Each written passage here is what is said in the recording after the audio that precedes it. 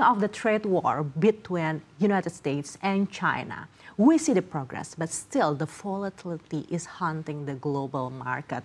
How do you see the impact to Indonesia's banking sector, and what are your preparations for the worst? Thank you. Thank you for inviting. Great to be here, Annika. As we can see, this trade war is having negative impact throughout the globe, so Indonesia is no exception. The timing for Indonesia is not great because the first quarter GDP numbers were already soft.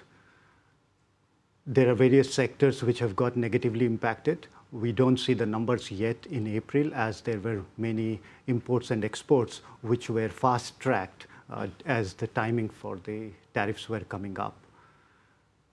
Overall, what we see is that it will affect export-oriented companies and the companies which are adjacent to export-oriented. It's also uncertainty which is affecting the business climate. So manufacturing has gone down, PMI index, which is now below 50. So these are some of the negative things. However, the positive side which we see is that the consumer confidence index is still high. And actually in the last month that has increased. So that's a positive news. So we see in the short term there would be some negative impact, but going forward in the long run there would be some positive impacts, mostly like supply chain shifting from China to Indonesia, some investments coming in, some import substitutions, wherein some new industries which would be like in light manufacturing and all can come up. So there are more positive news also. How Amar Bank is placed in this, how we see, because we are quite digital, our risk models take into account the early indicators, and our focus segment is micro SME. So we were able to do quite well in the first quarter because of our digital nature. And going forward, we are keeping a close eye on the things as they are evolving.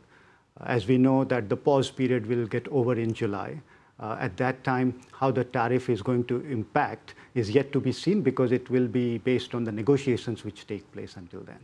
How do you see the opportunities in the second half 2025? Do you think the situation will get better eventually?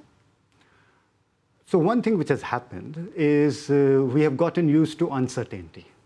That's one thing.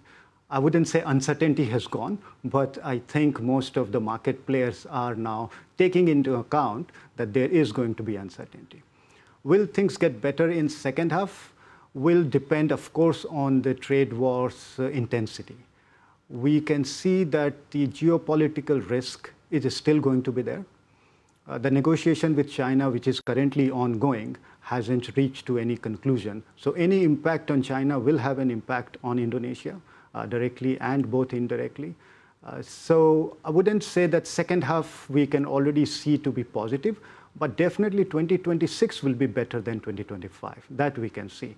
Because of these uncertainties, businesses have started taking steps, such as trying to find new markets. So all the exporters which are there in the country, they cannot find a new market within a couple of months or 3 months.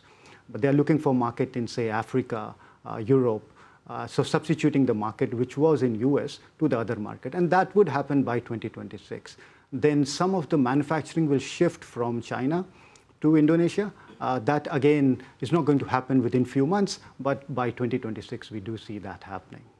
Whatever happens in China will have an impact to Indonesia. But how about what happened in United States? We know we're still waiting for economic data from the US.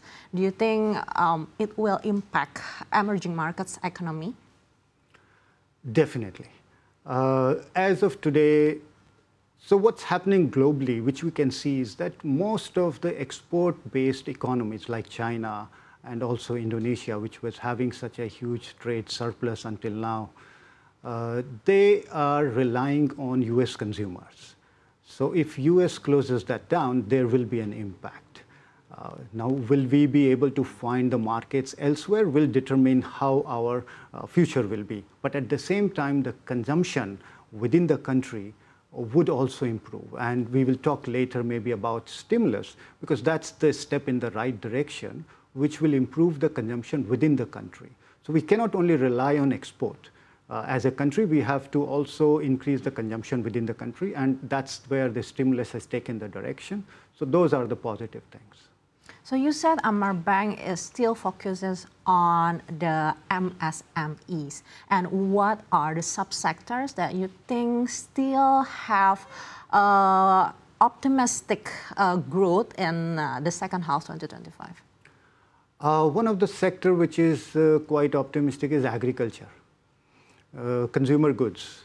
So consumer goods and agriculture, these two, already we can see some positive growth coming up. So second half, we also are seeing some positive growth in electronics. So that can come in second half, not so far. The negative ones which will stay negative in second half are mining, construction activities. Because quite a bit of construction has gone down, and the import cost for the construction companies have increased, some partly due to rupiah depreciation and partly due to the global environment. We also see the data of purchasing power is not getting any better. And then what do you see the impact for the credit demand itself in Amar Bank? Credit demand for the whole country, as you started the news with, has declined slightly. The growth has declined. So it's not that the credit growth has gone down, but growth has declined from approximately 9.5% to approximately, I think, 8.8% growth. Why? Because when the businesses' demand goes down, then automatically the credit demand goes down. So that's definitely there. However, the new businesses which are going to be replacing the import substitution businesses. That's where I think the banks would start focusing, and I know a few of the banks, including us, are helping the small businesses to set up these kind of small manufacturing units, which will substitute these imports. I